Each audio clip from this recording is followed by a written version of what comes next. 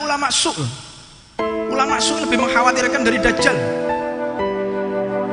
Mengajak orang untuk cinta kepada orang yang tidak menyembah Allah, mengajak kepada orang yang dikutuk oleh Allah, mencintai mereka. Faliyatubillah min dalik.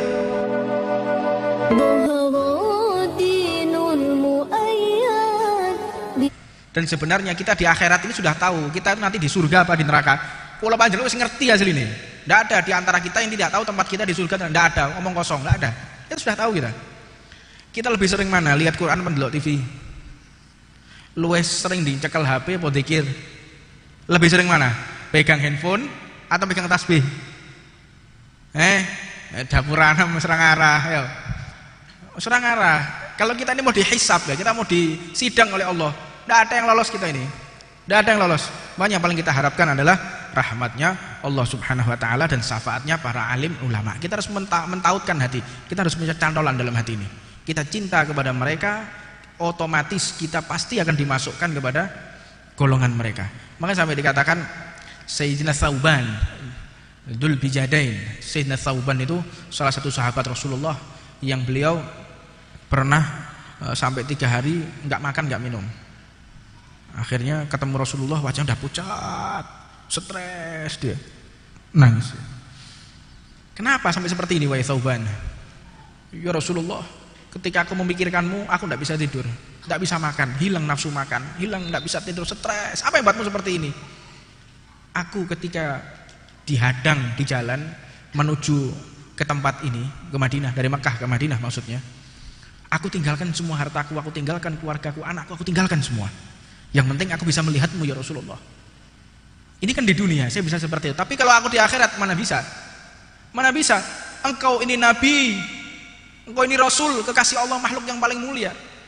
Sungguh surgamu yang paling tinggi, sedangkan siapalah aku? Tidak mungkin. Kalau di dunia aku merindukanmu, aku bisa melihatmu, bisa ke masjid ini.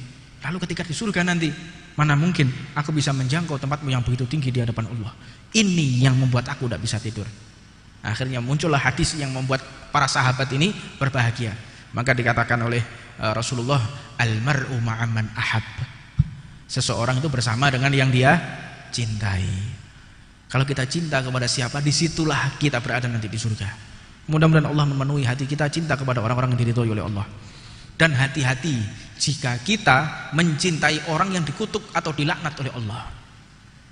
Mencintai sesuatu, mencintai seseorang yang dikutuk oleh Allah.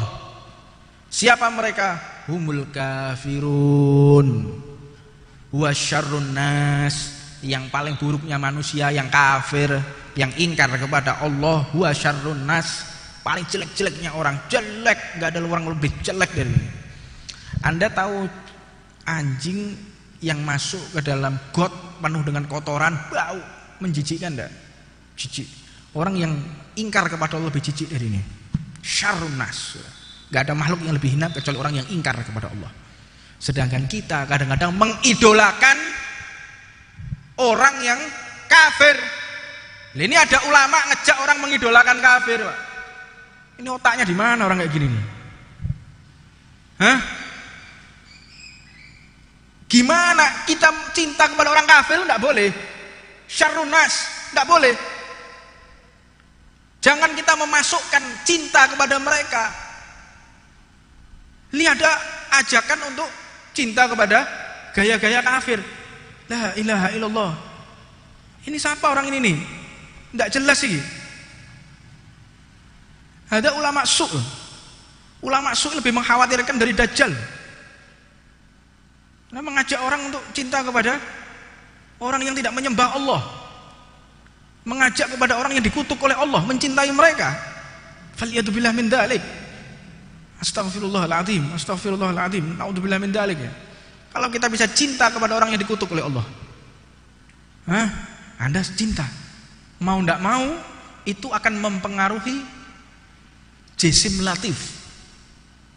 Jisim latif ini ruhaniyah.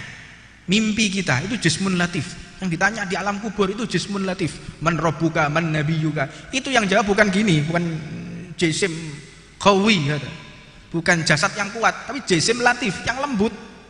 Jasad yang lembut ini. Makanya kadang-kadang kita digoda perempuan di dalam perempuan digoda perempuan di dalam mimpi nggak bisa menolak. Apa sebab? Lemah.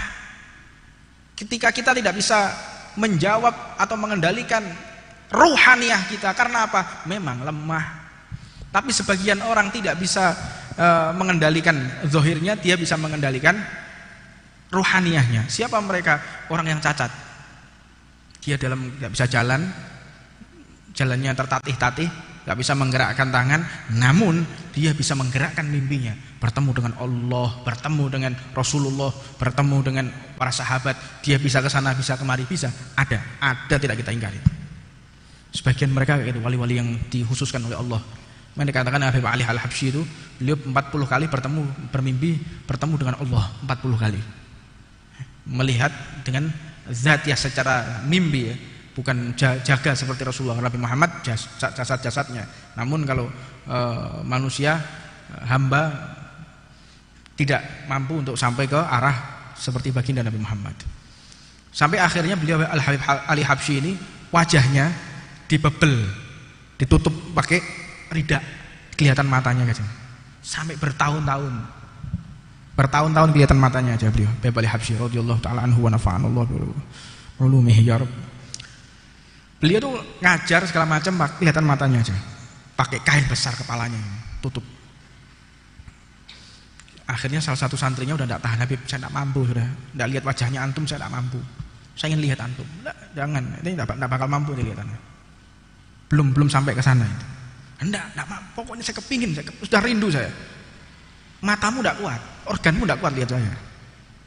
Akhirnya dipaksa oleh santrinya yang sudah benar-benar tidak bisa berpisah dengan beliau, dibuka wajah beliau. Akhirnya dengan seketika itu wafat muridnya tadi.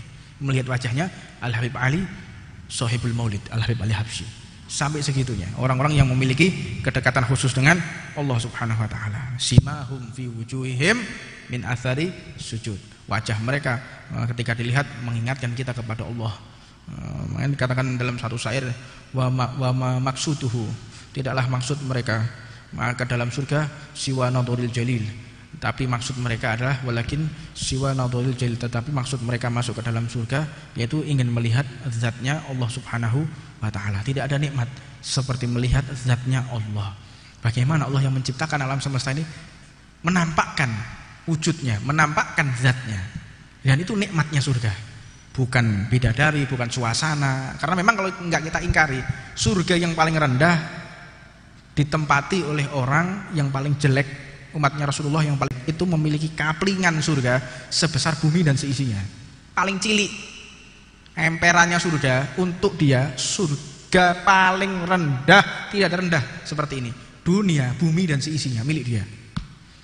Lalu bagaimana dengan orang-orang yang dia masuk ke dalam surga dengan Allah ridho, Allah cinta, Allah sayang, dan dia pun sayang dan ridho kepada Allah Subhanahu wa taala.